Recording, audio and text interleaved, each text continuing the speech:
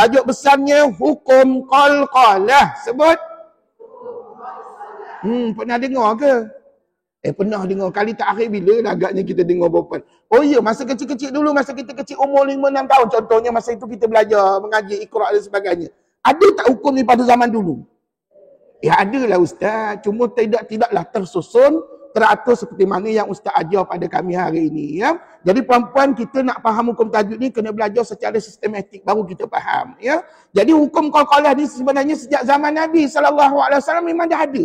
Cuma pada zaman Rasulullah tak adalah nama qalqalah tu, tak ada. Tapi dipercayai bacaan qalqalah itu ditunjuk ajar oleh Nabi SAW kepada para sahabat. Tuan-tuan puan, sekali lagi diulang sebut nama hukumnya. Hukum qalqalah. Apa makna hukum? Kaedah bacaan, peraturan. Bolehlah tu, samalah tu maknanya puan. Bagus. Apa pula makna qalqalah? Mari Ustaz tulis something kat whiteboard, mungkin membantu tuan-tuan puan. Sebenarnya tidak semestinya makna qalqalah itu melantun. Ada setengah kitab menyebut hukum qalqalah. Qalqalah itu juga disebut sebagai gegaran kuat. Bukan gempa bumi, bukan gegaran kuat. Ada pula setengah kitab ditulis apa tahu? Ditulis apa? Melantun atau gegaran kuat ataupun mendetak. Ada juga setengah kitab ditulis mendetak. Jadi tak apa. Sekarang ni kita sampai dah bab yang kelima, iaitu hukum qalqalah. Jadi hukum tadi dah tahu apa maknanya. Qalqalah pula maknanya apa tadi? Melantun, atau setengah kitab ditulis gegaran kuat. Ada gegaran kuat. Tapi puan-puan jangan salah faham pula, bukannya gempa bumi, bukan. Dan ada juga setengah kitab ditulis tu mendetak. Jadi dah ada banyak makna lah. Tapi makna yang paling senang kita faham, yang kebanyakan kitab tulis adalah melantun. Ya. Baik, sekali lagi diulang. Apa makna qalqalah? Melantun atau gegaran kuat atau nanti kalau keluar dalam latihan ataupun dalam exam, apa makna qalqalah, puan-puan jawablah. Pilih salah satu daripada ni. Ustaz, saya nak tulis tiga-tiga boleh? Boleh, tak ada masalah kalau ingat. Tapi kalau tak ingat, tulis melantun saja pun okey. Jangan tulis meloncat, tuan-tuan. Dulu aja. Allahu Akbar. Ini bukan saya yang tulis. Tuan-tuan puan, anak murid saya tulis meloncat. Apa pula yang meloncat pula? Ustaz tak tulis pun meloncat kat sini. Yang ada melantun, gegaran kuat atau mendetak sahaja. Kadang-kadang kelakar juga anak murid saya ni. Tak apalah, mujur Ustaz yang tanda paper, Ustaz halalkan. Tak apalah. Cuma lain kali jangan jawab meloncat. Jawab melantun atau gegaran kuat atau mendetak. Persoalannya, apakah huruf-huruf yang boleh melantun? Adakah semua huruf hijaiyah, alif bata sampai huruf ya boleh melantun belaka? Tak boleh, kata ulama. Huruf yang dibenarkan melantun hanya berapa? 5 aja je. Apakah huruf qalqalah? Tengok dalam buku tajuk Ustaz. Ba, qaf, ta, ba, jim, dal. Puan-puan kenal ke huruf ni? Kenal dari segi apa? Bentuk-bentuk semua kenal belaka tuan-tuan. Kalau huruf qaf, bentuknya macam sampan titik 2. Kalau ta, gemuk sikit bentuknya dan ada tegak menegak di sini. Dia tak ada titik huruf ta ya. Kalau ba macam sampan ada satu titik di bawah. Jim ada satu titik di tengah. Dal tak ada titik. Jadi itu dari segi bentuk. Bagaimana makrasnya? Puan-puan tahu tak? Bagaimana makras tempat keluar bunyi ke-5 huruf ini? Tahu tak? Tak tahu sebab belum belajar lagi kan. Kalau dah belajar dulu pun dah lupa dah Ustaz. Dah berpuluh tahun tinggal Ustaz. Jadi untuk nak menjawab persoalan Ustaz ni, puan-puan kenal ke tidak huruf ni? Dari segi makras, dari segi bentuk no problem. Dari segi makras, nak jawab soalan Ustaz itu. Sebab Ustaz kata tadi, beli nota ini. Nota ini menceritakan segala-galanya. Puan-puan, siapa ada nota ni tolong buka. Buka yang mana? Buka di bawah tajuk makras huruf am dan khas dekat sini. Maksudnya tempat keluar bunyi. Okey, siapa ada nota ni tolong buka. Mari kita tinjau, kita lihat secara detail bagaimanakah nak menyebut kelima-lima huruf ini. Kita mulakan dengan qaf je. Tengok ni. Cuba cari huruf qaf. Nombor berapa huruf qaf? Nombor 21. Apakah anggota yang digunakan pakai? Lidah. Itu umum. Lidah umum secara umum. Tapi detailnya, nak sebut qaf cuba ikut Ustaz. Pangkal lidah.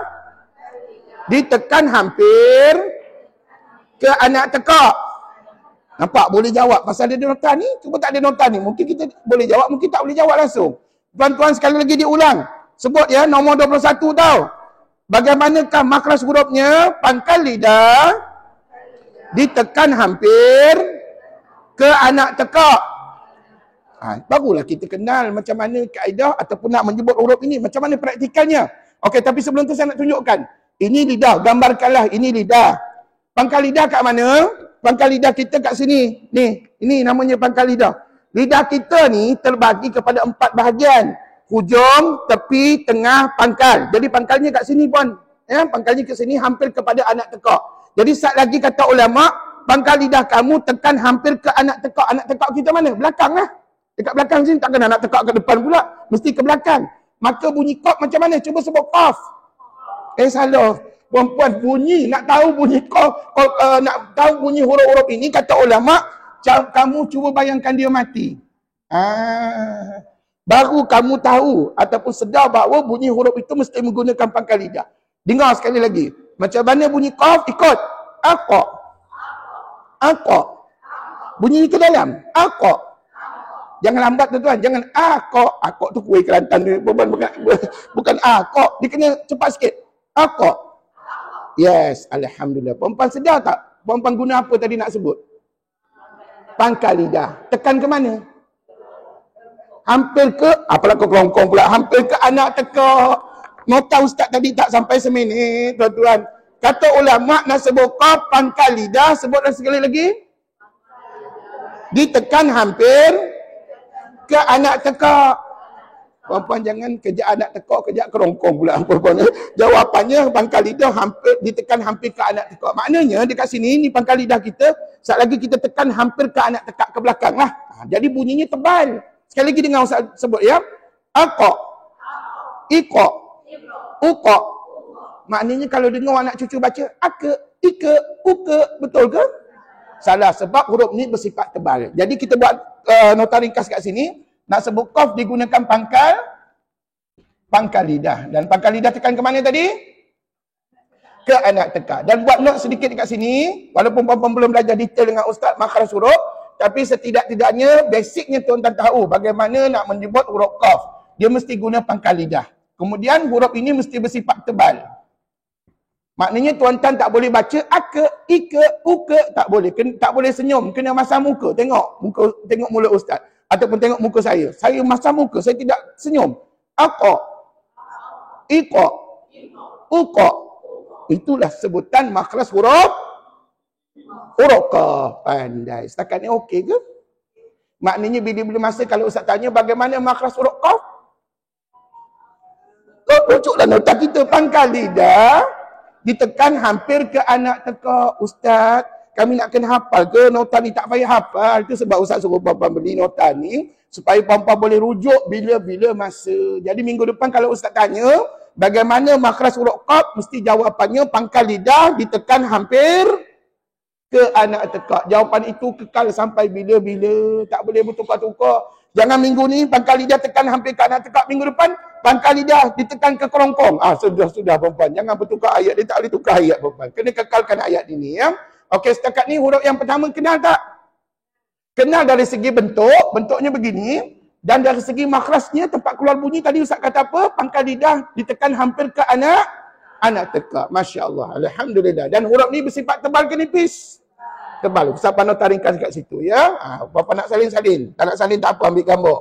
Huruf yang kedua, huruf apa ni? Marilah tengok huruf ta dalam nota kita ni. Okey, huruf ta jatuhnya nombor 16.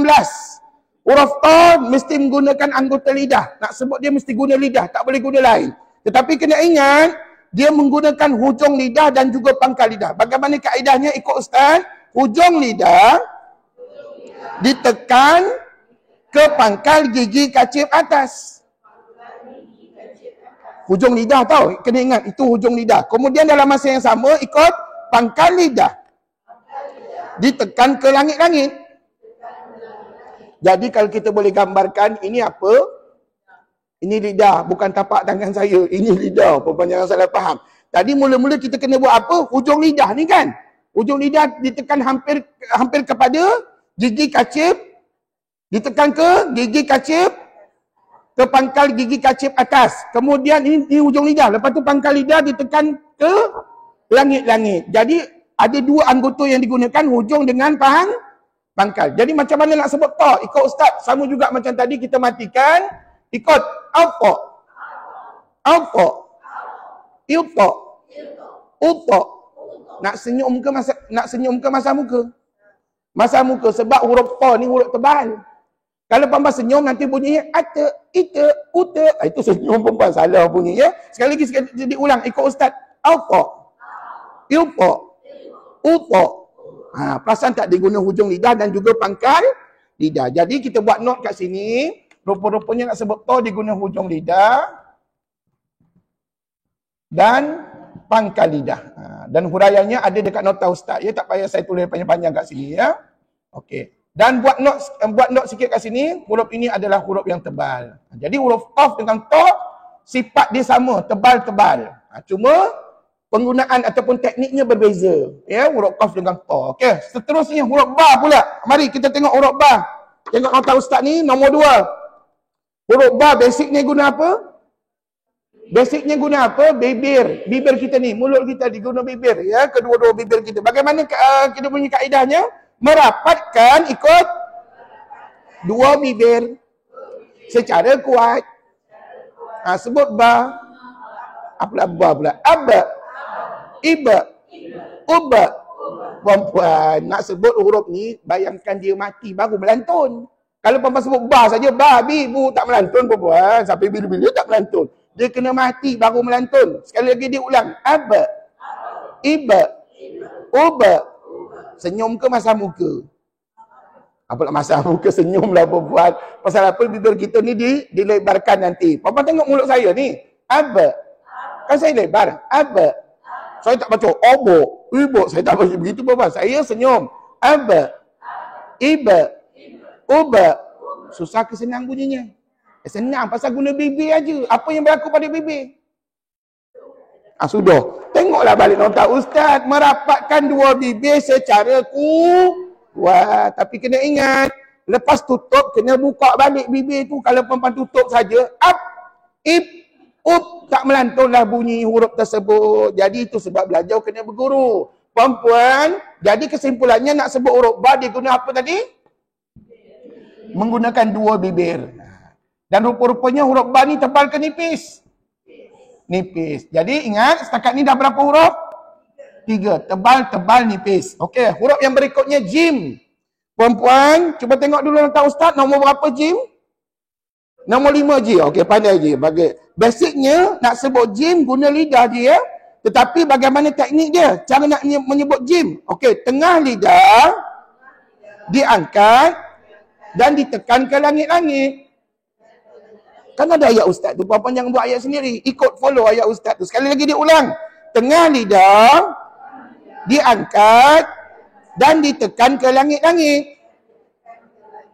Tahu tengah lidah kat mana? Ini lidah. Tengah lidah inilah dia. Ni tengah lidah ni. Sekali lagi pergi angkat ke langit-langit. Langit-langit atas lah perempuan. Maka bunyinya macam mana? Bayangkan huruf jim tu diberikan tanda sukun atau mati. Dengar saya baca. Aja. Kena senyum perempuan. Aja. Sebab dalam masa kita senyum tu, sebab dia huruf nipis, maka tengah lidah ni kena angkat ke langit-langit. One more. Aja. Ija. Uja. Jangan ojo. Ijo. Itu tebal perempuan. Dia kena nipis ya. One more. Aja. Ija. Uja. Perempuan. Apa yang digunakan tadi? Tengah lidah. Lidah umum sangat perempuan. Lidah ini lidah perempuan. Takkan semua anggota lidah ni kita guna. Dia guna tengah lidah. Jadi saya buat notes kat sini. Rupa-rupa nak sebut jim guna tengah lidah. Tengah lidah. Dan huruf jim ni tebal ke nipis? Nipis sahaja. Jadi setakat ni dah berapa huruf kita kaji? 4. 2 tebal, 2 nipis. Betul? Okey, last sekali. Huruf dal. Huruf dal pula. Perempuan tengok huruf dal. Baris yang keberapa? Tengoklah huruf dal tu baris yang keberapa lah? Baris yang ke-8. Basicnya nak sebut dal guna lidah. Itu basicnya. Tetapi detailnya bagaimana? Ikut ustaz. Hujung lidah ditekan ke pangkal gigi kacip atas. Tahu hujung lidah kita macam mana? Ni, hujung lidah ni tekan kat belakang gigi kapok kita depan ni. Gigi arnab. Jadi perempuan nampak tak hujung lidah tu? Tak payah nampak lah perempuan. Kalau nampak itu huruf lain. Jadi nak sebut dal hujung lidah tu tak payah nampak sebaliknya. Ini andai kata inilah gigi kapok kita. Jadi ini hujung lidah. Sat lagi kena kat belakang. Belakang gigi. Kalau belakang maknanya tak nampak lah perempuan. Belakang gigi kacip atas. Jadi macam mana sebut dal? Ikut. Ada. Ida. Uda. Apa yang digunakan? Hujung lidah. Hujung lidah tadi ditekan ke mana? Pangkal gigi kacip atas. Dan puan-puan perasan tak? Rupa-rupanya sebutan dal ni tebal ke nipis? Nipis lah puan-puan. Jadi kesimpulannya di sini secara ringkas, kalau puan-puan nak belajar detail, puan-puan masuk tajuk tahap 4 akan datang, 3 tahun akan datang, maka saya detailkan nanti dengan sifat hurufnya sekali. Itu lambat lagi lah. Yang penting sekarang ni, basic sebutan huruf qaf, ta, ba, jim, dal, puan-puan sudah tahu di sini. Di mana nak sebut huruf qaf mesti guna pangkal lidah, nak sebut ta guna hujung lidah dan pangkal lidah, nak sebut ba guna dua bibir, nak sebut jim guna tengah lidah, nak sebut dal guna hujung lidah. Dan puan-puan kalau nak detailnya boleh rujuk pada nota yang warna-warni ini ya. Jadi puan-puan bagus tak nota ni? Baguslah membantu kita. Sebab apa kalau nak cari dalam buku, puan-puan kena selak banyak muka surat. Jenuh nak mencarinya. Jadi Ustaz buat nota ringkas ni supaya mudahkan kita nak jawab soalan Ustaz. Dan puan-puan kena sedar ni, sebagai pembaca Quran ataupun orang yang belajar qalqalah, kata ulama, kamu kena sedar daripada 5 huruf ini, berapa huruf yang tebal? 2 yang tebal apa dia? Qaf dengan ta. Berapa huruf yang nipis? 3 apa dia? Ba, jim, dal. Pandai. Cuba sekali lagi Ustaz nak dengar ya, sebelum kita cerita lebih lanjut tentang qalqalah ni. Ustaz nak dengar bagaimana sebut qaf. Aqa. Sebut betul-betul. Iqa. Uqa. Pandai. Digunakan apa? Pangkal lidah. Ustaz tak padam lagi tu. Pangkal lidah. Seterusnya huruf yang kedua sebut ta. Apa pula ta pula? Apa? Iqa. Uqa. Dia kena bawa pegang rotan baru betul. Okay. Jadi puan-puan kena ingat ni. Siapa pula sebut ta pula? Kalau ta saja macam dia tak melantun. Jadi kata ulama, oleh kerana sekarang ni kita sedang belajar qalqalah, maka kamu bayangkan huruf-huruf ni mati. Maka kita akan rasa baru nak sebut ta mesti guna hujung dan juga pangkal lidah. One more, sebut ta. Apa? Iqa. Uqa. Pandai. Seterusnya huruf yang ketiga, huruf ba. Dia guna apa? 2 bibir. Sebut ba. Aba. Iba. Uba. Kena senyum. Bapa jangan obo, ibu, ubo. Kalau begitu, jawabnya tak betul pada sifat. Dia sifatnya nipis ya. Okey, jadi saya rasa dalam setakat 3 huruf ni, huruf ba ni paling senang. Bapa pasal guna bibir je. Senang saja ya. Selagi ada bibir kita sempurna, okey tak ada masalah. Boleh sebut ba. Seterusnya huruf jim. Sebut jim. Aja. Ija. Uja. Dia guna apa? Tengah lidah. Dan huruf ini bersifat ni nipis. Alhamdulillah. Puan-puan, ini basic sebutan huruf jim ya. Seterusnya huruf dal. Digunakan hujung lidah. Macam mana sebut dal? Ada. Ida. Uda. Alhamdulillah. Dan Ustaz dengar puan-puan tak ada masalah. Puan-puan nak menyebut kelima-lima huruf. Cuma masalahnya kami tak berapa istiqamah Ustaz. Ataupun tak berapa konsisten sebutan kita. Kadang-kadang okey, kadang-kadang tak okey. Contohnya huruf ta ni. Ada setengah orang baca, dia tak sebut apa, ilta, uta. Bila disebut satu-satu betul. Bila baca Quran, dia jadi bunyinya salah. Bunyi at, it, ut, salah. Itu bukan huruf ta. Jadi tak apa, saat lagi kita baca Quran, kita akan praktikkan semua kaedah bacaan qalqalah yang betul ya dalam bacaan kita. Jadi puan-puan, setakat ini makna qalqalah faham tak? Faham. Apa makna qalqalah tu? Melantun atau gegaran kuat ataupun mendetak. Boleh berlaku ya, tapi kalau puan-puan nak senang jawab je lah melantun. Habis cerita. Dan huruf qalqalah ada berapa? 5. Apa dia? Qaf, ta, ba, jim. Sebut qaf, ta, ba, jim, dal. Ada setengah ustaz dia ajar, dia sambungkan huruf tu, dia jadi satu ayat. Kutubun jadun. Ada juga, ada setengah ustaz begitu ya. Terpulanglah puan-puan. Nak ikut macam mana pun, kalau ada setengah ustaz dia terbalikkan. Dia kata dal, jim, ba, fa, qaf. Betul ke? Betul ke? Betul juga asalkan huruf yang sama tuan ya. Tapi kalau nak paling senang sebut, biasanya yang saya belajar daripada dulu sampai hari ini, saya ajar qaf, ta, ba, jim, dal. Itu paling senang ya. Okeylah tuan-tuan. Rupa-rupanya qalqalah kita ni terbagi kepada berapa tau? Tengok buku tajuk Ustaz. Dia terbagi kepada 3 jenis. Terbagi pada berapa? 3 jenis. Yang pertama disebut baik, terbahagi kejap ya. Terbagi kepada 3 jenis. Okey. Yang pertama disebut, hari ni kita tengok yang pertama dulu, namanya qalqalah sughra. Sebut? Perempuan jangan salah sebut perempuan ya. Dulu ada pelajar sebut qalqalah subra. Bukan subra. Subra tu nama orang India tu tuan. Sughra. Ni bukan saya jawab ni, anak murid saya jawab. Allahu Akbar. Perempuan tengok ya. Qalqalah sughra. Ini yang pertama. Yang kedua, tengok buku tajuk Ustaz dulu. Sebelah kanan tu, muka surat 39, qalqalah kubra. Itu nombor 2. Nombor 3, akan datang kita belajar. Muka surat sebelahnya sebut qalqalah akbar. Jadi ada berapa jenis? Ada 3 jenis. Jadi hari ini saya nak tumpukan dulu kepada qalqalah yang pertama. Perempuan belajar jangan banyak-banyak perempuan. Nanti kita tak faham. Belajar biar slow and steady. Perempuan belajar sikit-sikit tapi faham apa yang kita belajar ni. InsyaAllah. Okey, yang pertama mari sebut sekali lagi. Qalqalah sughra. Apa makna qalqalah Ji? Melantun ataupun mendetak atau gagaran kuat. Apa makna sughra? Kecil atau juga disebut sederhana. Boleh. Kecil atau sederhana. Tengok buku tajuk Ustaz tu kan muka surat 38. Jangan tengok muka surat lain dulu. Jadi kata ulama, sughra itu maknanya kecil atau sederhana. Manakala qalqalah itu maknanya melantun. Persoalannya, macam mana nak cam hukum ni dalam Quran? Maka dia ada kaedah mengenalinya. Mari kita baca statement Ustaz tu. Dalam satu kalimah, terdapat salah satu dari 5 huruf qalqalah yang bertanda mati, sama ada terletak di awal atau pertengahan kalimah. Dan kalimah itu diwasalkan. Siapa yang faham. Alhamdulillah. Tapi mungkin ada yang tak berapa faham Ustaz saya ni. Baru first time belajar Ustaz. Saya tak faham sangat apa maksud yang Ustaz katakan tadi. Maka dengan ini, saya buat step by step. Yang ni lagi senang. Rupa-rupanya nak memahami qalqalah sughra, dia ada step by step. Okey, kita mulakan step yang pertama. Tengok ni. Step yang pertama, kita kena sebut apa tahu? Dalam satu kalimah. Terdapat apa? Dalam satu kalimah terdapat apa?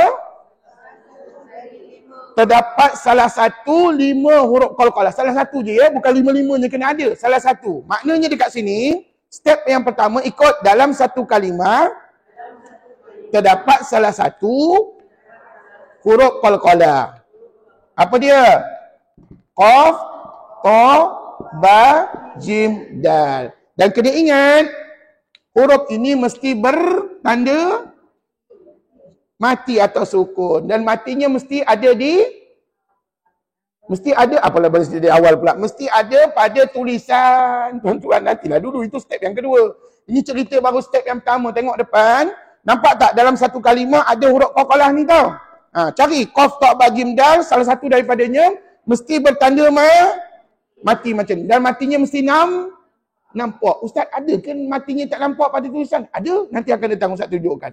Buat masa ni, pergi cari salah satu huruf qalqalah macam ni yang bertanda mati. Dan matinya mesti nampak di atas huruf tersebutlah begini.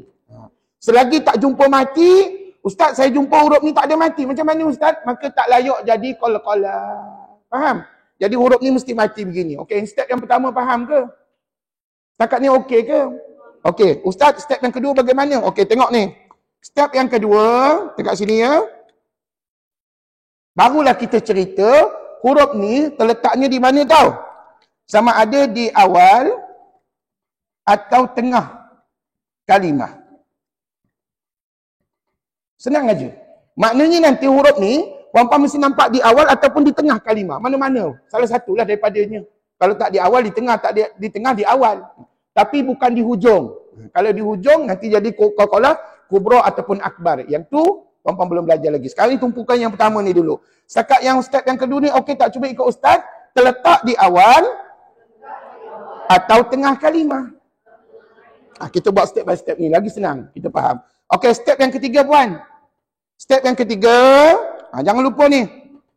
Kalimah itu diwasalkan. Tahu tak diwasalkan? Maksudnya disambungkan bacaan. Bila sambung maknanya apa? Maknanya kita tidak berhenti pada dia.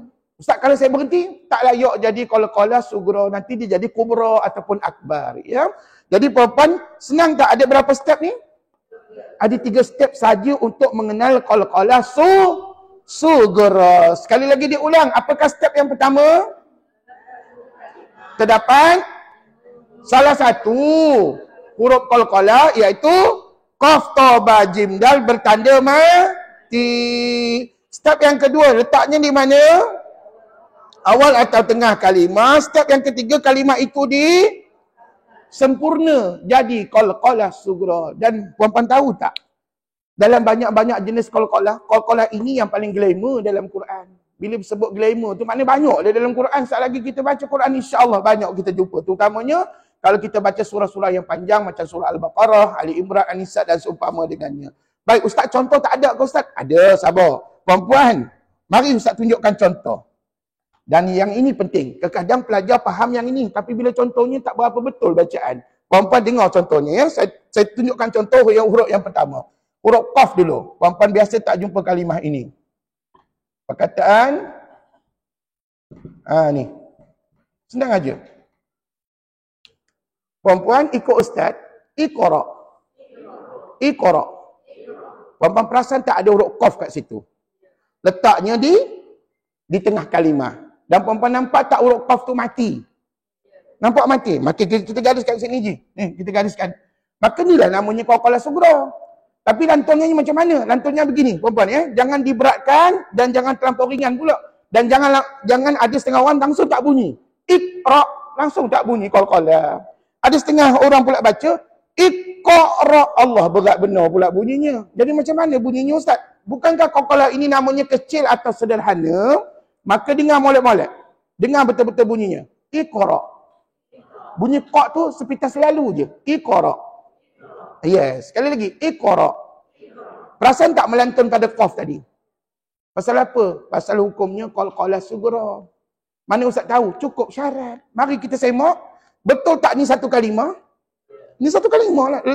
Ada huruf apa kat situ? Ada huruf qaf. Bertanda mati, betul. Letaknya di mana? Di awal ataupun di tengah kalimah, tak kisahlah. Janji bukan di hujung. Di awal atau tengah kalimah, betul. Kemudian kalimah itu maknanya tuan-puan tak boleh berhenti. Ustaz, saya nak berhenti. Ikut. Tak boleh perempuan. Jangan dibuat. Nanti makna kalimah ini tergantung. Dia kena baca habis. Iqra. Sekali lagi. Iqra. Gitu. Tak boleh baca. Ikut. Ustaz, saya nak berhenti. Tak boleh. Dia kena sambung. Faham tak? Maknanya, nak jadi qalqalah sugra, kalimah ini kena baca wasal. Dia kena baca wasal. Okey. Dan kalau Ustaz tanya, apakah huruf qalqalah kat situ? Apakah huruf qalqalahnya? Qaf. Mana pun tahu? Mana pun tahu huruf qaf? Bertanda mati. Kadang-kadang tak menjawab soalan ustaz. Tak nak macam mana? Ustaz soal, ustaz jawab je dah ustaz. Allahu Akbar. Ini contoh yang pertama. Dan saat lagi kita baca Quran akan jumpa banyak contoh yang lain pula. Ya? Baik. Dan di sini huruf qalqalahnya apa? Huruf qaf. Ya? Okey. Contoh yang kedua. Saya tunjukkan huruf ta pula. Qaf, ta, ba, jim, dah. Huruf ta. Huruf ta pula. Ya? Perkataan ini.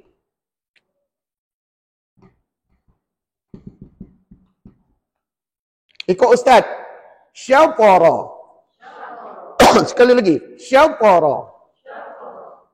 Oleh kerana ta ni huruf yang tebal, maka perempuan jangan senyum. Kena masam muka. Syafara.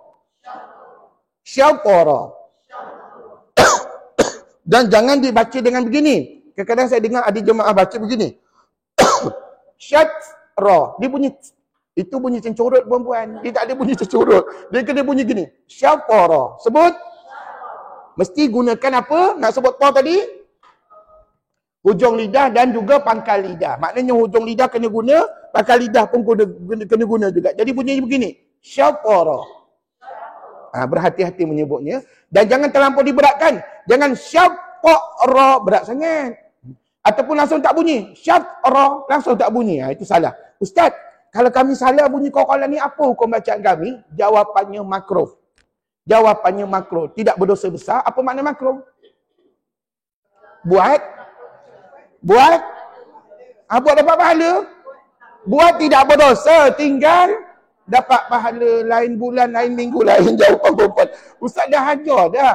Makruh tu maknanya buat tidak berdosa. Tapi kalau tinggal, dapat pahala. Jadi nak buat ke nak tinggal? Tinggal janganlah buat. Maksudnya janganlah tidak bunyikan dengan betul. Kena bunyikan dengan betul. Jadi tuan-tuan jangan baca syaf'rah. Maka hukum bacaan makruh, tuan-tuan. Ya? Dan perkara yang makruh ni kata ulama-ulama Al-Quran, kalau buat selalu nanti jatuh kepada haram. Ambil perhatian. Okey, one more. Syaf'rah. Apakah huruf qalqalahnya? Oh, mana pun tahu? Bertanda mati. Letaknya di tengah kalimah. Betul? Maka ini adalah contoh yang kedua untuk huruf ta. Seterusnya qaf, ta, ba. Ba pula. Perkataan ba ataupun huruf ba, contohnya perkataan qiblata. Okey, tengok ya. Nanti kita baca contoh dalam buku tajuk ustaz ya. Sekarang ni kita baca contoh dalam nota dulu ataupun di whiteboard dulu. Qiblata. Puan-puan ikut ustaz baca. Qiblata. Qiblata. Nampak tak ada huruf ba di tengah-tengah? Dan huruf ba tu kebetulannya mati, maka di sinilah namanya qalqalah sughra. Dan huruf ba tu tak susah nak sebut. Dia guna bibir aja. Tengok. Qiblata. Qiblata. Tapi bunyi ba tu jangan berat. Jangan qiblata. Berat benar bunyi perempuan. Ataupun qiblata. Langsung tak berbunyi. Perempuan berhati-hati. Benda-benda macam ni boleh berlaku di luar sana. Bagi mereka yang kurang fasih dalam sebutan qalqalah. Ya. Okey, setakat ni sudah berapa contoh tuan? 3 contoh. One more. Sekali lagi kita baca 3 contoh tadi. Iqra. Syaqara. Qiblata. Pandai. Seterusnya huruf yang keempat, huruf jim. Huruf jim, perkataannya. Ini dia. Wajhi. Ada dalam Quran? Perkataan ikut ustaz. Wajhi. Wajhi. Nampak tak huruf jim tu tengah-tengah? Kalimah bertanda mati. Maka inilah namanya qalqalah sughra. Susah ke senang nak cari dalam Quran macam ni? Senang. Siapa yang rajin baca Quran dia akan perasan, ustaz rupa-rupa banyak macam ni dalam Quran ustaz. Cuma mungkin kami tak berapa ingat nama hukum tadi. Tapi lepas ni siapa-siapa baca Quran jumpa apa yang saya sebut ni, maka perempuan kena baca dengan qalqalah sughra. Maka di sini huruf qalqalahnya apa tuan? Jim. One more. Wajhi. Wajhi. Pandai. Dan yang terakhir huruf dal pula. Huruf dal contohnya perkataan qadhan. Ni.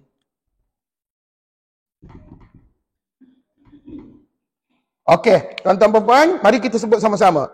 Qadhan. Qadhan. Nak sebut dal tu kan guna hujung lidah, tapi hujung lidah tak nampak lah. Hujung lidah tu dekat kena kat belakang gigi kacip atas. Maka bunyinya begini. Qadhan. Tebal ke nipis? Nipis. Kena senyum lah perempuan. Jangan, oh bohan, ustaz saya masam muka. Tak boleh. Dia kena senyum. Qadhan. Ya, alhamdulillah. Apakah huruf qalqalah kat situ? Huruf dal. Pandai. Jadi perempuan yakinlah, saat lagi bila kita baca Quran, kita akan jumpa banyak hukum ni dalam bacaan. Terutamanya kalau kita baca surah yang panjang seperti surah Al-Baqarah. Okey, sekali lagi sebelum kita baca contoh dalam buku tajuk ustaz, kita baca sekali lagi contoh kaedah bacaan qalqalah sughra yang kita jumpa dalam Quran. Yang pertama, iqra. Yang kedua, syatara. Ketiga, qiblata. 4, wajhi. 5, qadhan. Alhamdulillah. Bila ikut ustaz ni betul je bacaannya. Tapi di rumah, wallahu a'lam. Hanya tuan-tuan je lah yang tahu ustaz bagaimana kaedah bacaannya. Tapi saya yakin kalau kita ada ilmu walaupun sedikit, insya-Allah bacaannya kita betul. Bila betul, maka dapatlah pahala di sisi Allah Subhanahu Wa Taala. Setakat ni faham tak qalqalah sughra ni? Maknanya nak cari qalqalah sughra, carilah huruf qalqalah yang bertanda mati. Selagi tak jumpa mati, maka bukanlah qalqalah sughra pada dia. Ustaz, ada ke yang tak nampak mati? Ada. Saat lagi saya tunjuk ya. Okey. Tapi buat masa ni, puan-puan mari kita tengok contoh dalam buku tajuk ustaz. Ada 5 contoh yang lain. Mari kita baca dan tandakan, gariskan dekat apakah huruf qalqalah pada dia. Okey, yang pertama ikut. Yuqabalu. Yuqabalu. Apakah huruf qalqalah pada dia? Huruf qaf. Gariskan sekarang.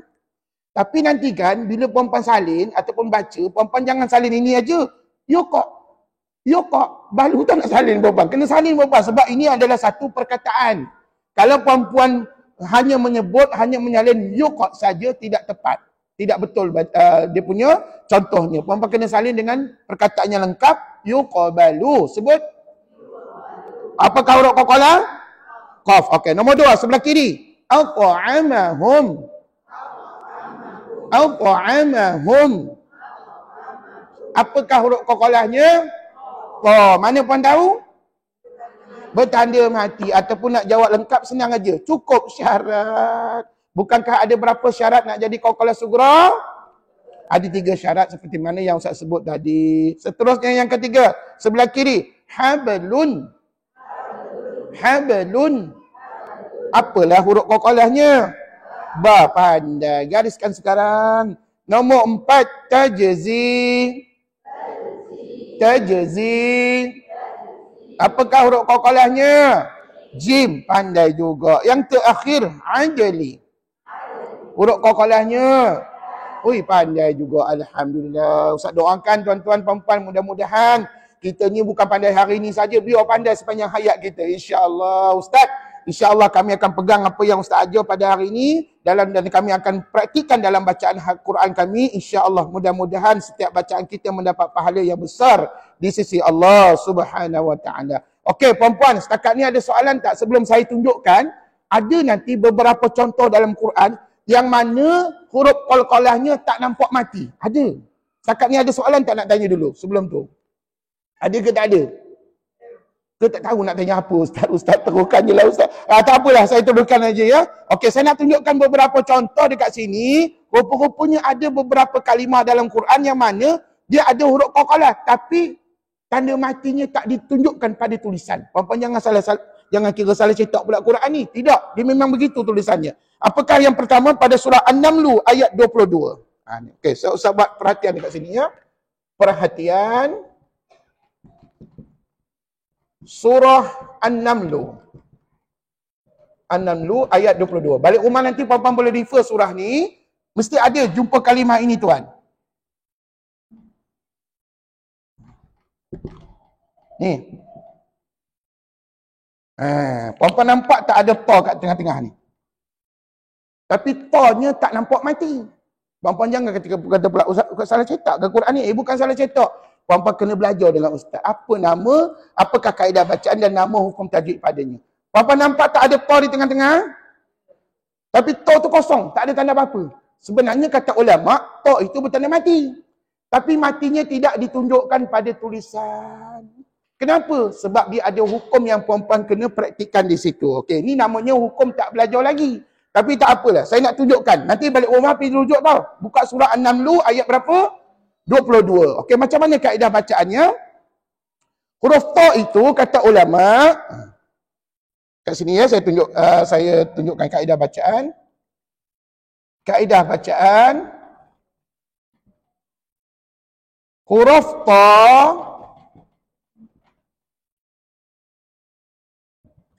dibaca tebal tanpa melantun. Ikut Ustaz, huruf ta nak baca tak ni? Kalau orang tanya, kalau nak cuci tanya, mak, apa? Ni huruf ta ni nak baca ke tidak? Dia tak ada tanda apa ni?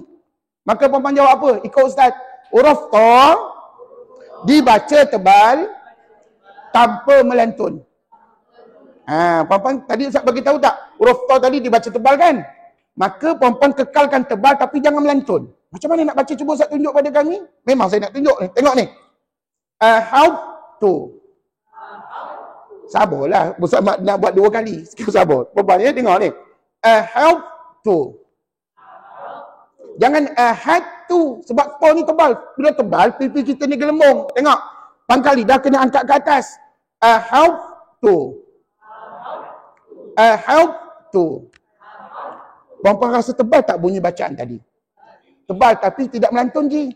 Itu sebab ulama tak letak mati pada dia. Kalau ada mati baru kita melantun. Selagi tak nampak mati jangan melantun. Tapi puan-puan benda ni tak banyak dalam Quran satu ni je. Dalam surah An-Naml ayat 22. Puan-puan pergi semak nanti balik rumah buka Quran surah An-Naml. Satu ni pada surah An-Naml. Tapi ada lagi 2-3 contoh yang lain nanti saya tunjukkan. Tuan-tuan baca dulu ikut Ustaz. Ahautu. Baik. Puan-puan apa nama hukumnya? Sekejap lagi Ustaz kabur. Okey, contoh yang lain pula. Okey ni.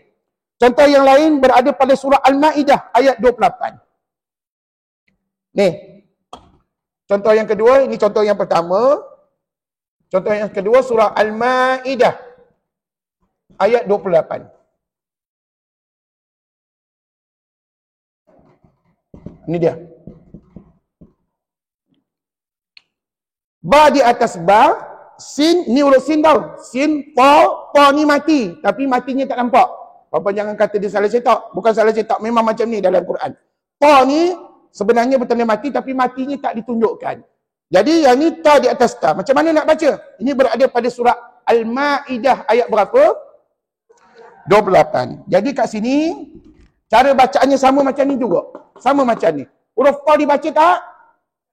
Apa dah tak baca pula? Dibaca tu Ustaz tulis tu. Dibaca tu. Puan-puan tak balik rumah lagi dah salah jawab soalan Ustaz. Huruf ta dibaca tebal tetapi tidak melantun. Jadi kalau anak cucu tanya, mak, huruf ta ni baca tak? Baca. Tapi kamu baca tebal aja, jangan melantun. Macam mana bacaannya? Dengar Ustaz baca. Basauta. Basa, sa bukan basa. Basa. Basauta. Dia kena sebut tenang-tenang puan, jangan gopal-gopal itu tergigit lidah tu. Tengok ni, basa. Cuba sebut basa dulu. Nipis. Tapi bila masuk ta tu tebal. Kekalkan tebal dia. Basauta. Basauta.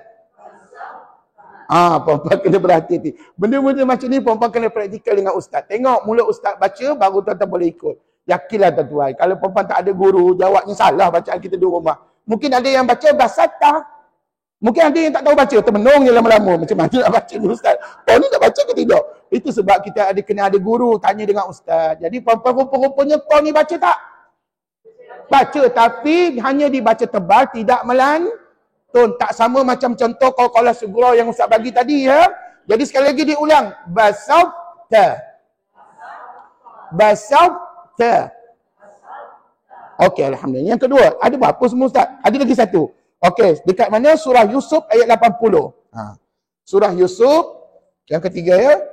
Surah Yusuf ayat 80. Yusuf ayat 80.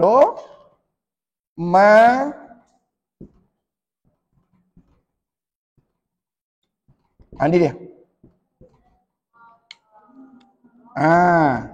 Ada lagi huruf fa yang tak ditunjukkan mati pada dia. Tuan-tuan perempuan, macam mana cara bacaan? Dengar ustaz baca. Ma farradtum. Sekali lagi dengar. Ma farradtum. Bagi saya yang ni senang. Sebab apa? Kebetulan sebelum ta ni huruf ra. Ra ni tebal. Jadi apa lagi tebal-tebal lah dua-duanya perempuan. Ra tebal, ta tebal juga. Cuma ta tu jangan melantun. Jangan ada yang baca ma farradtum. Jangan. Kalau bacaan begitu tidak tepat ataupun salah pada kaedahnya. Sekali lagi dengar ustaz baca. Ma farradtum. Kalau anak cucu tanya huruf ta tadi baca tak ji? Baca, tapi hanya dibaca tebal, tidak melantun. Dan ini apa nama hukumnya ustaz? Adakah qalqalah sughra? Jawabnya bukan. Ini hukum tak belajar lagi. Tapi tak apa ustaz bagi tahu. Nama hukum yang kita baca ni, dia tak banyak dalam Quran ni je. Dalam Quran ya. Surah Al-Ma'idah, Surah Yusuf, Surah An-Naml. Dan puan-puan akan belajar ni nanti lebih lanjut pada tajwid tahap yang kedua pada semester depan insya-Allah. Apa nama hukumnya? Hukum ini disebut sebagai idgham mutajanisain. Tu dia. Sebut sama-sama ikut ustaz, idgham mutajanisain. Sebelum ni puan-puan pernah belajar idgham dengan ustaz, tapi idgham bukan idgham mutajanisain. Sebelum ni idgham apa? Idgham ma'al ghunah. Idgham apa ji? Bila ghunah lagi? Dah tak ingat dah ustaz, idgham apa lagi dah? Idgham syafawi. Puan-puan lagi? Idgham syamsi. Ustaz soal, ustaz jawab. Betul-betul puan-puan. Itulah nama idgham yang sebelum ni puan-puan dah belajar. Tapi sama tak dengan kaedah bacaan ni? Dengan nama hukum yang kita baru dengar ni? Idgham mutajanisain. Sebut? Tapi puan-puan jangan risau. Soalan ni tak keluar dalam exam untuk tajuk tahap 1. Tajuk tahap 1 Ustaz tak tanya ni. Nanti kita akan belajar lebih detail pada tajuk tahap yang kedua, ya. Tapi untuk makluman puan-puan, benda ni saya kena cerita dulu supaya puan-puan tidak keliru ketika membaca kalimah-kalimah ini. Nampak macam qalqalah sughra, tetapi yang peliknya apa?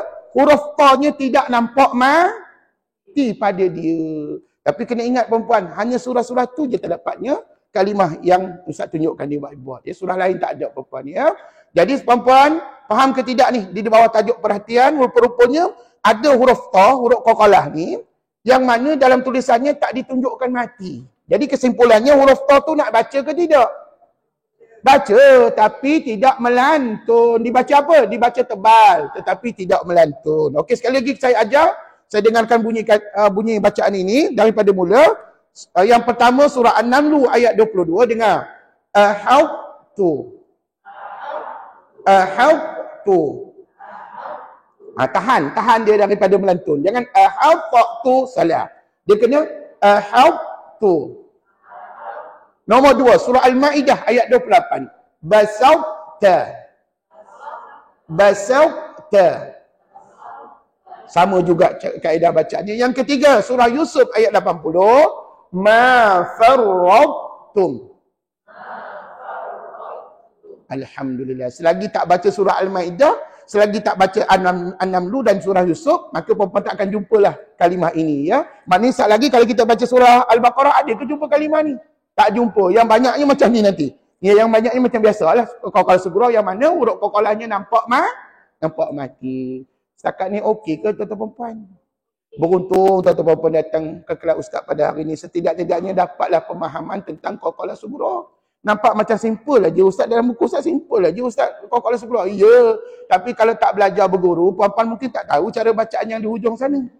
Ya. Mungkin yang ni kita tahu, yang hujung sana kalau jumpa mungkin termenung lama. Ada pelajar saya mengaku depan saya, ustaz, saya jumpa kalimah termenung saya, ustaz tak tahu nak baca macam mana. Itulah saya kata kena berguru, kena bertanya dengan ustaz. Jadi saya bagi kebebasan, ya, kepada tuan-tuan puan-puan, walaupun tuan-tuan puan-puan sekarang ni berada pada tajuk tahap 1, tuan-tuan kalau dah baca Quran, ustaz saya dah baca Quran sampai juzuk 25 contoh ataupun 20. Mesti puan-puan akan jumpa contoh-contoh perkataan yang puan-puan rasa tak boleh nak baca. Puan-puan jangan segan, jangan malu bertanya.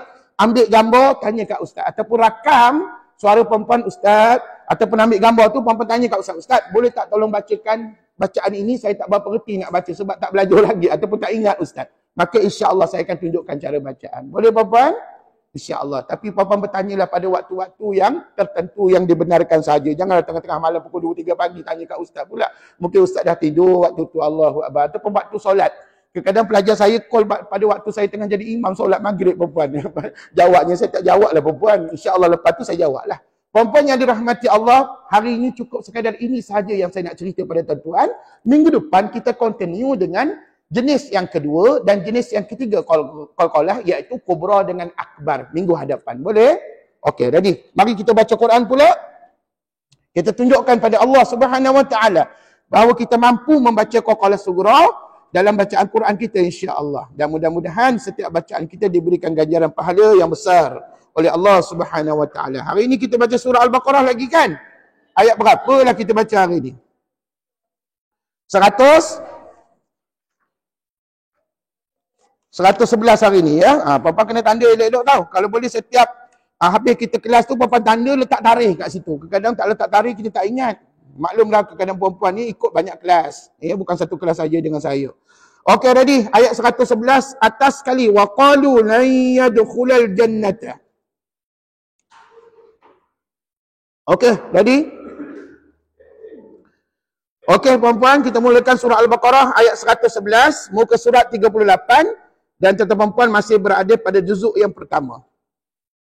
Dan surah Al-Baqarah ni nampaknya cukup besar tuan-tuan. Ada satu ketika Nabi SAW bersabda, Nabi kata apa? Rumah yang dibacakan di dalamnya surah Al-Baqarah maka tidak akan dimasuki oleh jin ataupun oleh iblis dan syaitan. Maknanya tuan-tuan puan, kalau nak selamat rumah kita daripada iblis dan syaitan, maka amalkanlah surah Al-Baqarah. Setidak-tidaknya paling kuranglah puan-puan, lepas habis sembahyang, puan-puan baca ayat kursi. Bukankah ayat kursi itu berada dalam surah Al-Baqarah kan? Baca ayat kursi tak sampai seminit pun puan-puan, insya-Allah Allah lindungi diri kita, keluarga kita dan rumah kita daripada iblis dan syaitan. Okey, ready? A'udzu billahi minasy syaithanir rajim.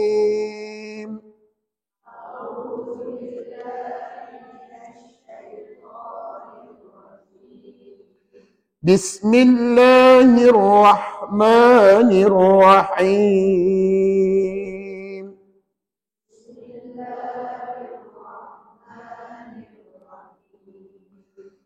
وقالوا لن يدخل الجنة إلا من كان هودا أو نصارى.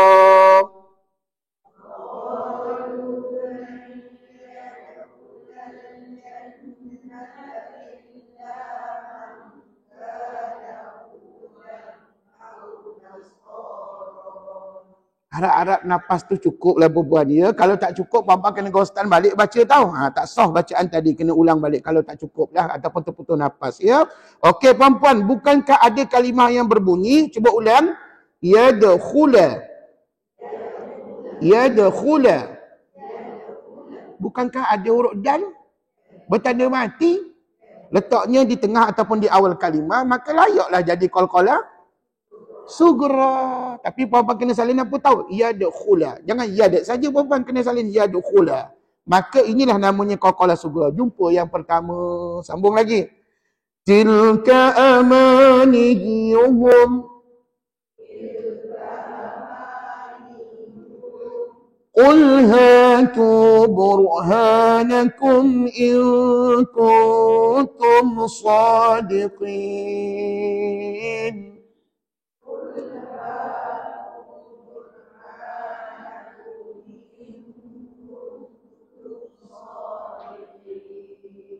Puan, ada lagi tak qalqalah sugra? Tak ada. Dan puan-puan kena ingat pesan arwah tok guru saya pada saya dulu, selagi tak jumpa qaf ta ba jim dal yang bertanda mati, selagi tu kamu jangan sebut dia qalqalah sugra. Faham? Maknanya kalau huruf lain bertanda mati, contohnya tilka, nampak tak tilka? Ada huruf lam bertanda mati, adakah qalqalah sugra? Kenapa bukan? Jawablah, sebab lam tu bukan huruf qalqalah. Huruf qalqalah berapa puan? Apa dia? Masa saya belajar dulu, wajib hafal. Wajib ingat puan-puan, jangan tak ingat. Kalau puan-puan tak ingat, nanti susah kita nak khabar ataupun nak sebut qalqalah sugra ataupun nak mengenal pasti hukum tersebut ya.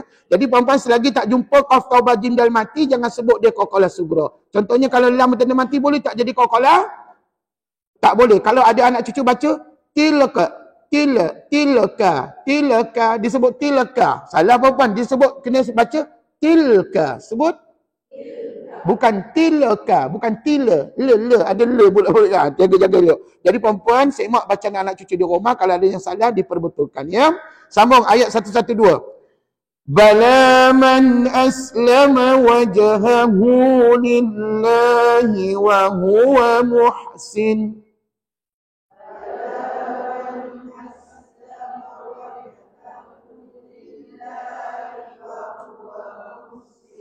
Tolong betulkan wajahahu, sebut. Hu tu panjang dua harakat puan. Jangan baca pendek sebab ada waw kecil kat situ. Pastikan mata perempuan nampak belaka ya. Sekali lagi saya dengar tadi ada yang salah baca. Sekali lagi dengar Ustaz baca. Bala man aslama wajahahu lillahi wa huwa muhsin.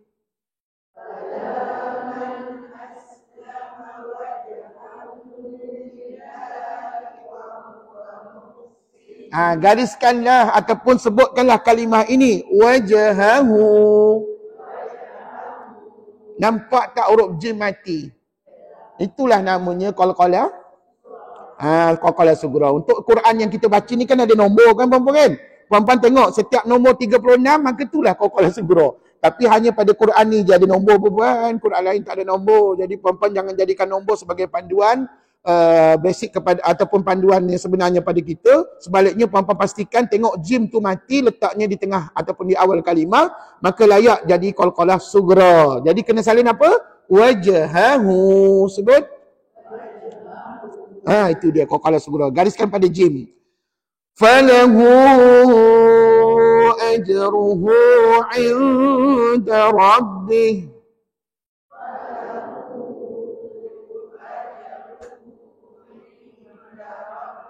Macam ada je qalqalah sughra? Sebutlah kalimahnya. Ajruhu, pandai. Apakah huruf qalqalah di situ puan?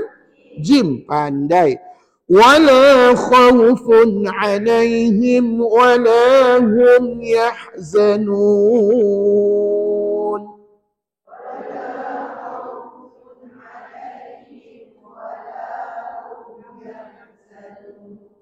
Ada lagi tak qalqalah? Tak ada ya, sebab tidak ada huruf qalqalah yang bertanda mati. Sambung. وقالت اليهود ليست النصارى على شيء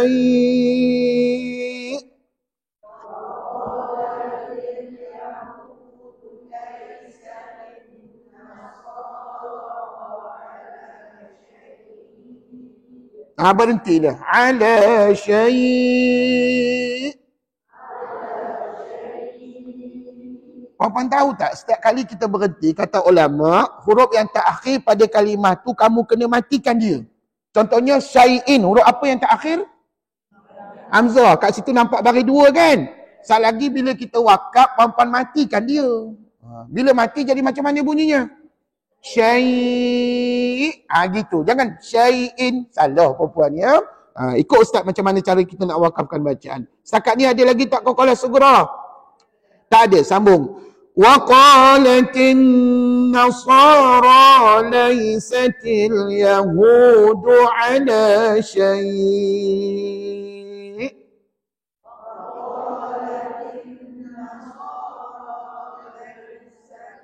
يهود على شيء. Sama juga macam di atas, lebih kurang ayatnya. Puan-puan pun tidak ada qalqalah sughra. Sambung. وَهُمْ يَتْلُونَ الْكِتَابَ.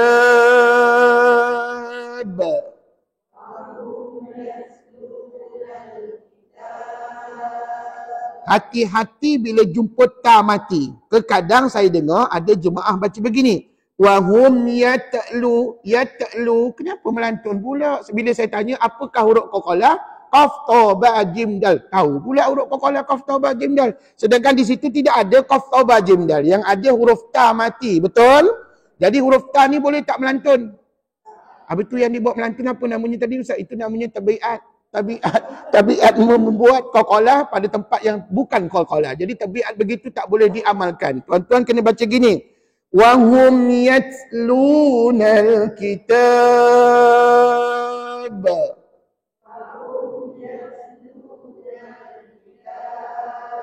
Baru betul. Tapi kalau tuan-tuan dengar suami, isteri, anak cucu baca wahum yatlu, salah. Tolong tegurlah supaya tidak jadi tabiat sampai ketua.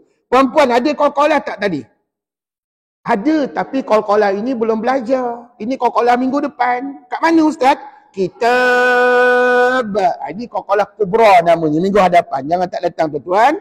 Sebab kalau tuan-tuan tak datang minggu depan, bermakna tuan-tuan hanya dengar cerita sekerat aja daripada ustaz tentang qalqalah. Kalau nak dengar cerita yang komplit, kena datang setidak-tidaknya 2 minggu dengan ustaz. Ya? Jadi ini namanya kubra, qalqalah minggu depan. Ya? Tak payah tanda apa-apa dulu. Ya? Sambung. كَذَلِكَ قَالَ الَّذِينَ لَا يَعْلَمُونَ مِثْلَ قَوْلِهِمْ.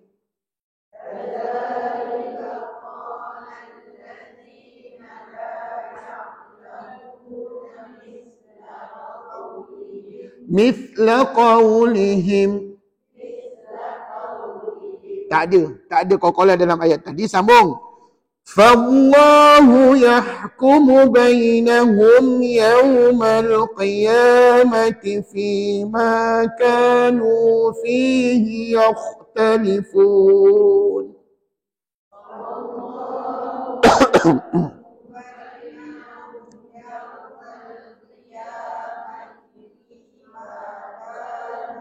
fihi yakhtalifun. Ada lagi tak qalqalah sughra? Tak ada, sebab tak ada huruf qalqalah yang bertanda mati seperti mana yang Ustaz ajar tadi ya. Okey, sambung. Wa man azlamu mimman mana'a masajidallahi an yudhkara fiha ismuhu.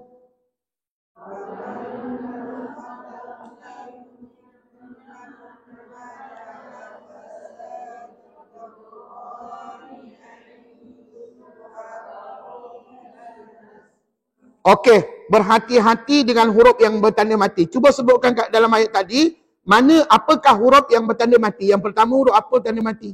Nun. Jangan melantun. Kadang-kadang Ustaz dengar, wa man, ada nak-naknya pula kat situ perempuan. Ustaz kata itu kalau dah banyak kali buat tu namanya tabiat. Jangan dibuat tabiat yang salah tu. Kena baca sebut dengan wa man. Sebut. Satu lagi dha. Jangan melantun. Wa man azlamu. Sebut. Kalau dengar suami isteri anak cucu baca wa man azlamu, sedapnya melantu kat situ. Ustaz sedap bunyi dia. Bukan kira sedap, sedap salah bacaan kamu tu. Maka hukum bacaan kita makruh sebab kita letakkan pada tempat yang salah huruf qalqalahnya ya. Sepatutnya nun dengan dha jangan melantun. Satu lagi ni, huruf yang mati adalah pada huruf dal. Cuba sebut. Ayyudhkara. Kalau baca gitu okeylah, tapi kalau di rumah tuan-tuan baca ayyudhkara salah. Jangan melantun pada dal ya. Satu lagi huruf sin, cuba ikut fi hasmuh. Jangan baca fi hasmu. Has ada se-se-nya. Berhati-hati. Kalau dengar ada siapa baca gitu, tolong dia tegur sebab itu bukan huruf qalqalah. Ghostan balik.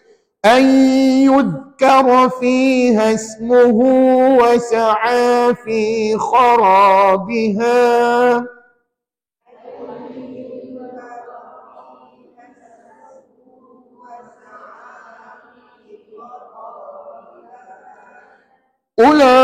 أولئك ما كان لهم أن يدخلوها.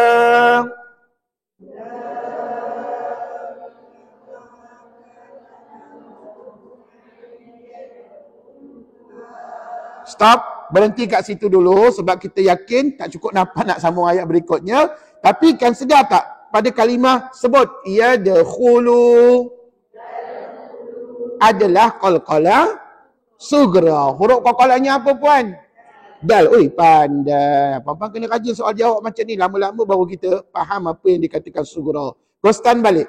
Ayyadkhuluha إِلَّا خَائِفِينَ.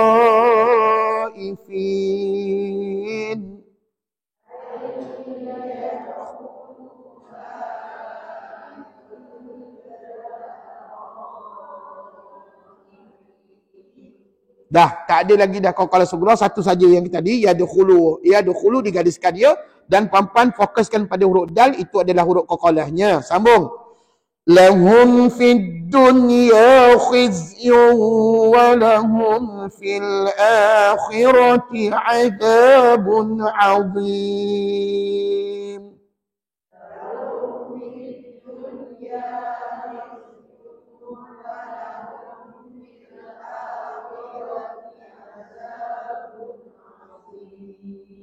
Hati-hati ya setiap huruf yang mati. Contohnya perkataan lahum, jangan melantun dan tak boleh baca lahum, ada mak-maknya pula, tak boleh perempuan ya sebab itu bukan huruf qalqalah.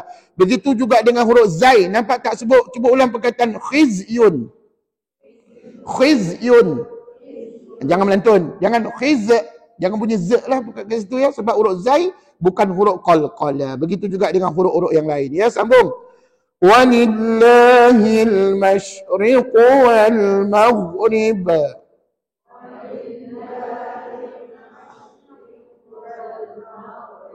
Wal maghrib. Bukankah itu qalqalah?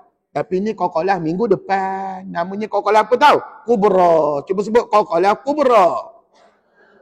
Ustaz, apa beza kubra dengan sughra yang kami belajar tadi? Bezanya kedudukan huruf qalqalah tu. Kalau tengok dekat sugra tadi hurufnya di tengah ataupun di awal. Tapi yang ni kalau puan nampak perkataan wal maghrib, ada tak huruf qalqalah? Huruf apa? Ba, dekat mana? Ujung sekali ya. Maka ini jadi kubra. Ini minggu depan ceritanya tuan-tuan puan ya. Okey, tak apa. Teruskan. Fa aynama tuwallu fa thamma wajhullah.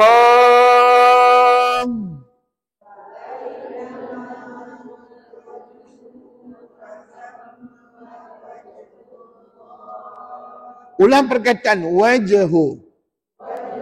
Apa nama hukumnya? Qalqalah sugra. Jangan qalqalah senyap perempuan ya. Jangan tak menjawab soalan ustaz. Ini namanya qalqalah sugra. Dan hurufnya apa? Jim. Pandai. Mana puan tahu? Bertanda mati. Minta maaf ustaz soal jawab banyak ni pasal nak bagi ilmu pada tuan-tuan perempuan ya. Inna Allaha wasi'un alim.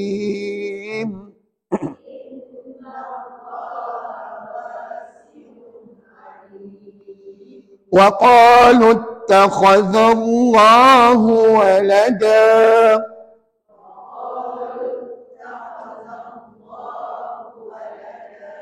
betulkan sikit sebutan kha. Nampak tak? Ta kha. Kha ni huruf isti'la, huruf yang tebal. Sekali lagi dengar. Wa qalu ittakhadha Allahu walada. Takhadha Allahu walada. Ada tak qalqalah sugra? Tak ada. Sambung. Subhanah. Bukankah itu qalqalah sugra? Hurufnya apa? Oi, pandai. Mana puan tahu? Bertanda mati lah ustaz. Tadi kan ustaz khabar setiap huruf qalqalah bertanda mati maka layak qalqalah sugra namanya. بل له ما في السماوات والأرض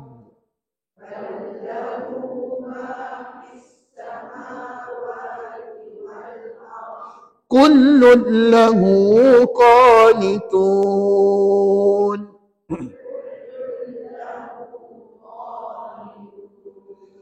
بديع السماوات والأرض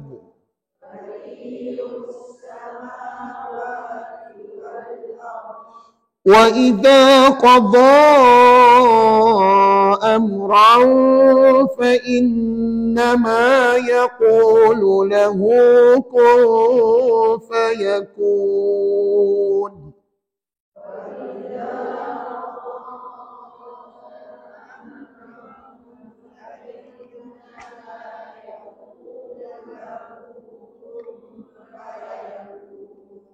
Ada lagi tak qalqalah sugra?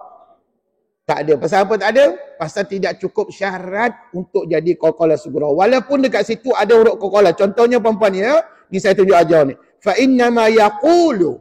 Nampak tak ada huruf qalqalah? Ada tak huruf qalqalah? Adalah huruf qaf. Tapi malangnya huruf qaf tu berbaris. Sedangkan tadi ustaz ajar nak jadi sugra, huruf qaf itu kena mati baru jadi sugra. Setakat ni faham tak? Kadang-kadang ada pelajar salah faham, ustaz, saya jumpa mana huruf qalqalah jadi qalqalah sugra lah ustaz. Tidaklah perempuan dia. Pastikan dia bertanda mati. Okey, sambung. Wa qala alladhina la ya'lamuna laula yukallimuna Allahu aw ta'tina ayah.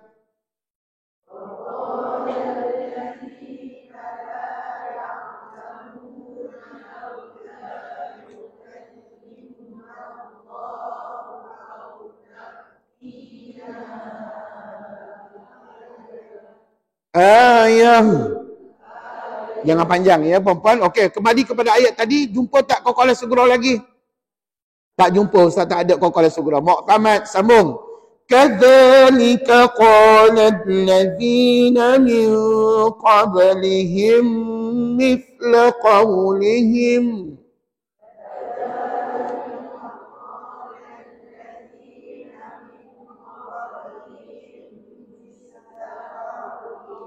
Macam ada je qalqalah sugra, mana kalimahnya? Qablihim. Sebut? Bagus. Apakah huruf qalqalahnya? Oi, pandai. Mana puan tahu? Bertanda mati, pandai. Maknanya selagi tak jumpa mati pada huruf tu, huruf qalqalah, maka tak layak jadi qalqalah sughra. Bagus. Jumpa juga qalqalah sughra, sambung. Tasyabahat qulubuhum.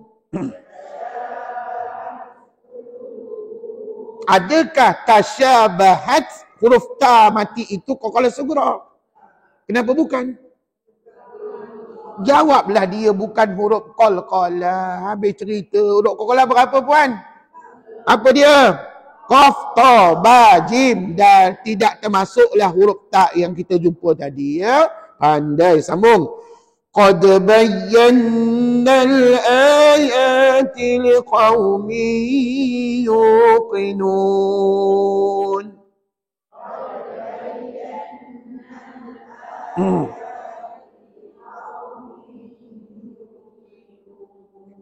Nampak tak kalimah qad bayyana? Nampak?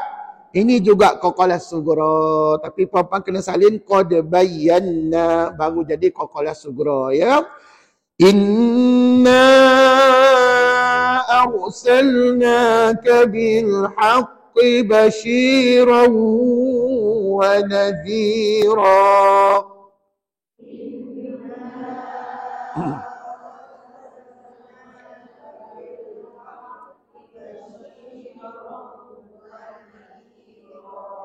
Tak ada lagi dah qalqalah sughra. Sambung. Wala tus'alu an ashabil jahim.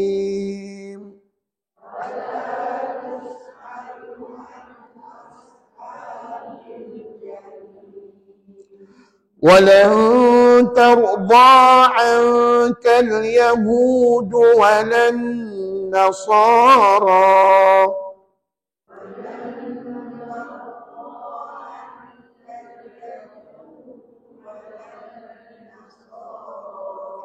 حتى تتبع ملتهم.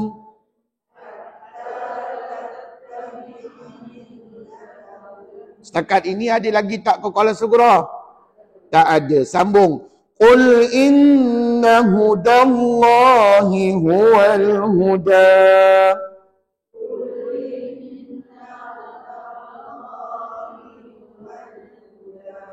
Pun tak ada. Sambung lagi. Wala in ittaba'ta ahwa'ahum ba'da alladhi ja'ak.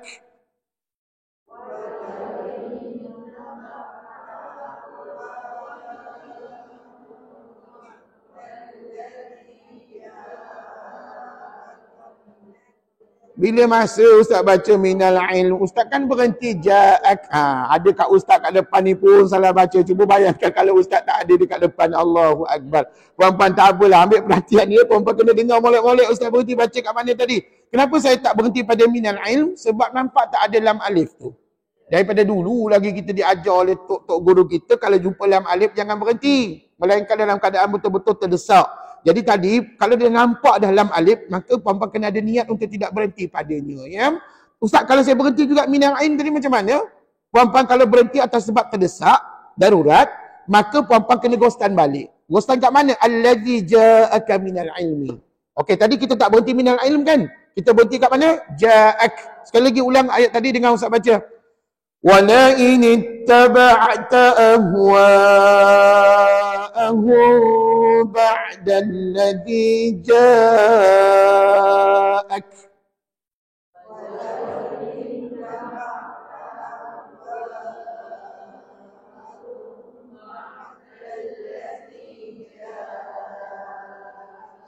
Itu lebih selamat. Kita berhenti lebih awal sebelum kalimah ataupun perkataan minal ilmi, ya, sebab kita tak boleh berhenti kat situ. Gosan balik.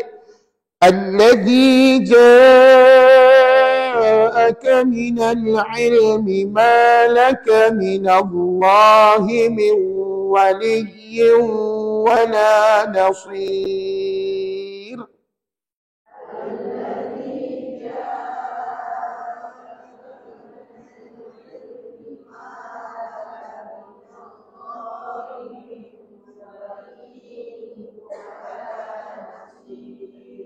Harap-harap cukuplah dah pas tata perempuan ya. Tapi kalau tak cukup juga begini. Kalau misalnya perempuan dah berhenti ja'ak tadi, ghostan alladhi ja'aka minal ilmi ma laka minallah pun boleh berhenti kat situ terlebih dahulu ya. Lepas tu ghostan balik tau. Ma laka minallahi min waliyyin wala nasir. Begitu caranya ya. Jadi perempuan, kalau perempuan tak tahu nak berhenti, nak ulang kat mana, tolong bertanya dengan ustaz ataupun mana-mana sahabat handai kita yang kita boleh jadikan panduan. Sambung. الذين آتيناهم الكتاب يتلونه حق تلاوته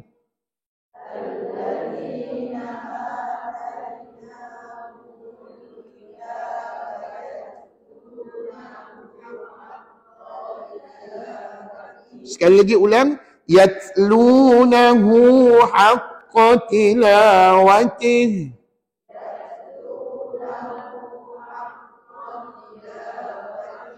ulaika yu'minuna bih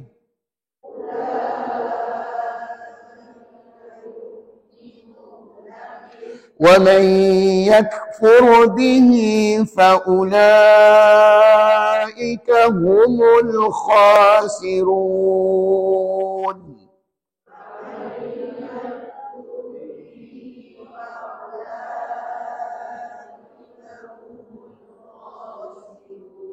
Baik, saya nak tegur perkataan wa may yakfur. Terkadang ada jemaah yang melantun pada kaf. Baca macam mana dia? Wa may yakfur, yakfur. Kalau dengar macam tu jemaah baca, tolong tegur tuan-tuan perempuan. Terutamanya ahli keluarga kita di rumah. Perempuan kalau kita tak tegur siapa, nak tegur mereka lagi tuan-tuan perempuan. Nak harapkan mereka belajar, mereka tak belajar macam kita. Jadi tuan-tuan belajar ni, maka tegur ya kalau ada yang tersalah baca pada huruf kaf. Kadang-kadang saya dengar kaf ni suka melantun. Wa may yakfur. Kenapa? Yak. Ada yak kat situ. Tak boleh. Cuba ulang balik. Dengar ya. Wa may yakfur bihi fa ulaika humul khasirun.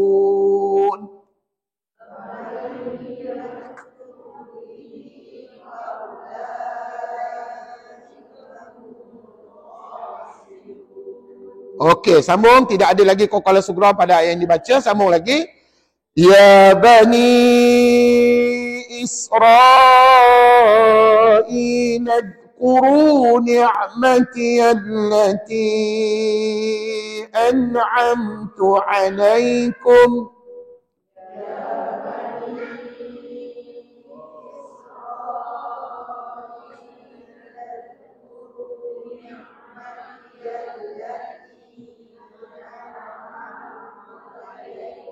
Okey, berhati-hati pada 3 huruf ni berdasarkan pengalaman saya mengajar Quran, tuan-tuan perempuan ya. Ada segelintir jemaah yang melantun pada zal. Cuba sebut perkataan Israil adhkuru. Ladhkuru. Lad tu jangan melantun ya, jangan sampai ladhkuru salah. Kalau dengar gitu tegur. Salah bacaannya sebab zal bukan huruf qaqalah. Satu. Yang keduanya dan ketiga adalah pada bunyi huruf nun dan mim mati. Cuba ulang perkataan an'amtu. Kadang ada yang baca an'amtu. Wah sedap ustaz, sedap. Itu bukan sedap. Kata apa salah bacaannya. Ada yang melantun tuan-tuan, percayalah. Di luar sana ada jemaah baca gitu. Jadi tuan-tuan, perhatikan ustaz baca ya perkataan an'amtu. Boleh melantun tak pada nun dengan mim? Tak boleh sebab dia bukan huruf qaqalah. Tapi kalau dia ustaz saya lantun juga. Ustaz macam mana? Maka kata ulama hukum bacaan kamu makruh sebab kamu meletakkan qaqalah pada bukan haknya, pada bukan tempat yang sebenar ya. Jadi tuan-tuan berhati-hati tahu nun dengan mim tadi ya dan juga huruf zal. Sambung lagi. Wa anni faddaltukum 'alal 'alamin.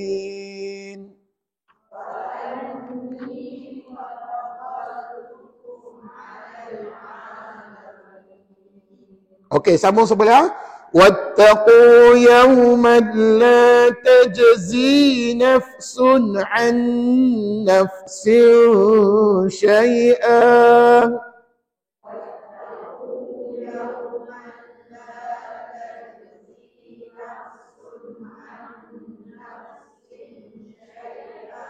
Alhamdulillah. Saya nampak ada satu kalimah layak disebut qalqalah sughra. Mana? Pandai. Tajzi. Sebut.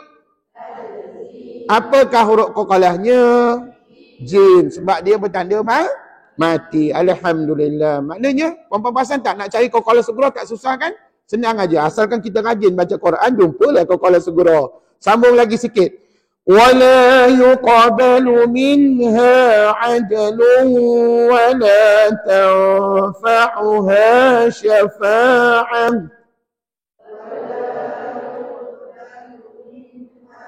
عَدْلٌ وَلَا تَنْفَعُهَا شَفَاعَةٌ. Saya jumpa dua qalqalah sughra. Sebut yang pertama. Yuqbalu. Sebut yang kedua. Adlun. Pandai. Untuk yuqbalu, huruf qalqalahnya apa? Untuk adlun, dal.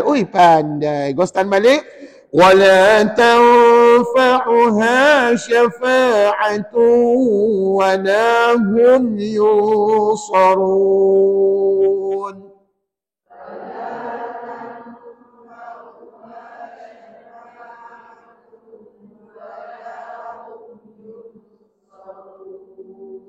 Sadaqallahul azim. Alhamdulillah, syukur. Walaupun kita tak baca, tidaklah sampai satu juzuk kita baca Quran tadi, lebih kurang beberapa ayat saja. Tapi banyak tak qalqalah sughra? Betul lah Ustaz kata tadi, qalqalah ni qalqalah yang glamour dalam Quran. Dan semakin banyak ayat Quran puan-puan baca, maka akan makin banyaklah qalqalah sughra dalam bacaan. Terima kasih puan-puan datang pada hari ini. Minggu depan jangan tak datang pula. Sebab minggu depan kita habiskan cerita qalqalah, kubra dan juga akbar.